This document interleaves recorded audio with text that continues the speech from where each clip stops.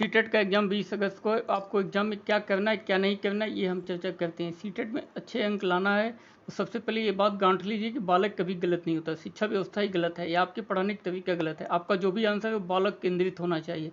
CTET का पूरा paper सिर्फ 2 चीज़ों पर टिका होता है, सकारात्मक नकारात्मक। अब हम जानेंगे नकारात्मक चीज़ें कौन कौन सी है। नकारात्मक तथ्य जहाँ पर याद करने बैठने की बात हो रही हो तो दिमाग में बैठा लें, ये नकारात्मक बिंदु है, इसलिए इस ओर बच्चे को नहीं ले जाना है। अगर किसी विकल्प में विद्यार्थियों के लिए दंड का समर्थन किया जा रहा है तो ऐसे भी का समर्थन नहीं करना है। जहाँ अलगाव या विद्यार्थियों की योग्यता के आधार पर उनके ग्रुप बनाने की बात हो रही हो, ये भी आपको नहीं करना है। जहाँ लड़कियों में भेदभाव हो वहाँ भी नहीं करना है। लड़का लड़की सब समान है। जिस विकल्प में सिलेबस के पूरा करवाने किताबी ज्ञान पर बल दिया जा रहा है तो ये मान लें संकट विचारधारा है, गलत है आपका अनुसार। जिस विकल्प में विद्यार्थियों से अनुशासन स्थापना की व्यवस्था हो उस विकल्प को साथ नहीं जाना है। जिस विकल्प में व्याख्यान विधि की बात हो रही है, विद्यार्थियों केवल श्रोता बनने की समर्थन हो तो उस विकल्प को भी नहीं करना है। जिस विकल्प में विद्यार्थियों को किसी चीज़ के लिए दोषी ठहराया जा रहा है आपको ऐसे विकल्प क्यों नहीं जाना है। जिस विकल्प में अंक या ग्रेड देने या केवल परीक्षा पास करने की बात कही जा रही हो तो आपको उसके साथ सहमत नहीं होना चाहिए। मतलब ये कि नकारात्मक विकल्प है। यदि किसी विकल्प में बालक को अनुत्तीर्ण करने की बात हो रही हो, उसे कक्षा में रोकने की बात हो रही तो ये सब गलत है।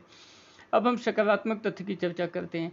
जहाँ विद्यार्थियों को अधिकाधिक अवसर दिया जा रहा हो, जहाँ बहुभाषा का बल दिया जाता है, करके सीखने को प्रोत्साहन दिया जा रहा हो, जहाँ विद्यार्थियों को कोई कार्य करने हेतु स्वतंत्रता दी जा रही है, जहाँ सभी विद्यार्थियों के समावेशन की बात हो रही हो, जहाँ कक्षीय जीवन के वास्तविक जीवन में जोड़ा जा रहा हो, जहाँ विद्यार्थियों को सृजनात्मक एवं जिज्ञासा विकसित किया जा रहा हो, सकारात्मक तथ्यों वाले ऑप्शन के साथ ही आपको जाना है। विशेष कुछ शब्द सकारात्मक एवं नकारात्मक दोनों होते हैं, जैसे प्रोत्साहित एवं हतोत्साहित। सीटेट के पेपर में कई सारे प्रश्नों में ये दोनों शब्द कई बार देखने को मिल जाते हैं।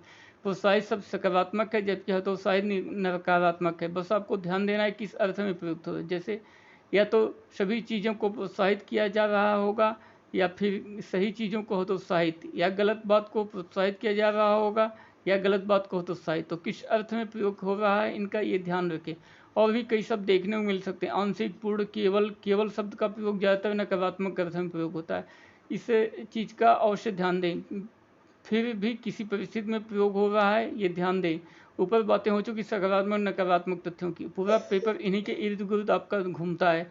कई प्रश्न ऐसे होते हैं जो इनमें ये पूछकर कन्फ्यूजन किया जाता है कौन सा सही विकल्प है कौन सा नहीं, या अलग तरीके से प्रश्न पूछा जाता है। तो ये ध्यान देने से पढ़ना है।